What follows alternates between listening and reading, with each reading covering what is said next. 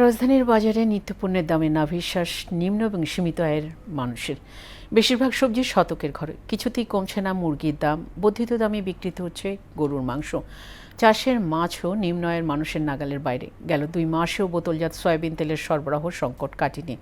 এমন পরিস্থিতিতে সাধারণ মানুষের জীবনমান স্বাভাবিক রাখতে সরকারকে বাস্তবসম্মত উদ্যোগ নেওয়ার আহ্বান সাধারণ মানুষের। বাজার ঘুরে আরও জানাচ্ছেন উষা ফেরদৌস। শুক্রবার ছুটির সকালে রাজধানীর বাজারে ক্রেতার আনাগোনা একটু বেশিই থাকে।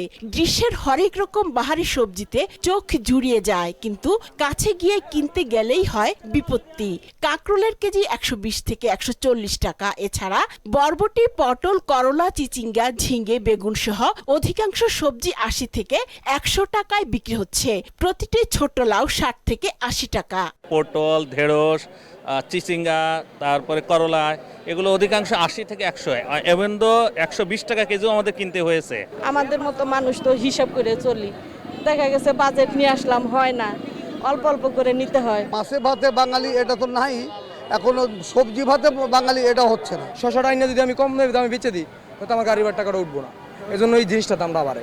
বাজারে সোনালী ও ব্রয়লার মুরগি এখনো চড়া দামে বিক্রি হচ্ছে। প্রতি কেজি সোনালী মুরগি 380 থেকে 390 টাকা, হাইব্রিড সোনালী 350 থেকে 360। ব্রয়লারের দামও চড়া, কেজি প্রতি বিক্রি হচ্ছে 190 থেকে 200 টাকায়। রোজার আগে ব্রয়লার মুরগি 150 থেকে 160 টাকায় বিক্রি হয়েছিল, আর গরুর মাংস বিক্রি হচ্ছে 800 থেকে 820 টাকায়। খাটালের থেকে যারা মহাজনরা আছে ওনারাই দাম বাড়া বেচতেছে। বর্তমান পরিস্থিতি আমাদের দেশের গরু নিয়ে অনেক টানাটানি আছে। ফার্ম থেকে ওনারা বুঝতে পারছে যে মুরগির দামটা বেশি, এই জন্য ওনারা ওই ফিক্সড রেটটা রেখে দিচ্ছে আর কি। মুরগির দাম যে এত দাম কেন বৃদ্ধি পেলো সেটা আমরাও সাধারণ মানুষ কিন্তু বুঝতে পারছি না। তেলাপিয়া, পাঙ্গাস সহ চাষের মাছও নেই নিম্ন ও সীমিত আয়ের নাগালে। আবার নদীর মাছ মধ্যবিত্তের আয়ের সীমায় নেই। বাজারে গিয়ে মাছে ভাতে বাঙালি প্রবাদ ভুলে যায় মানুষ।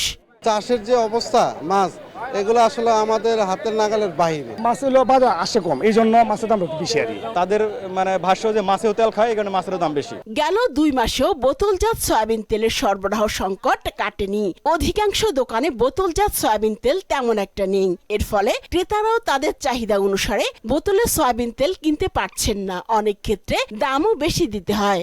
2 লিটার 1 লিটার ওরকম পাওয়া যায়, 5 লিটার কম পাওয়া যায়। তেল শর্ট পাওয়া যাচ্ছে না, অনেকে রেট চাইতে ওভার রেট নিচ্ছে। বাজার পরিস্থিতি নিয়ন্ত্রণে সরকারকে কঠোর পদক্ষেপ নেওয়ার আহ্বান ক্রেতাদের। উষা ফেরদৌস, মোহনা সংবাদ, ঢাকা।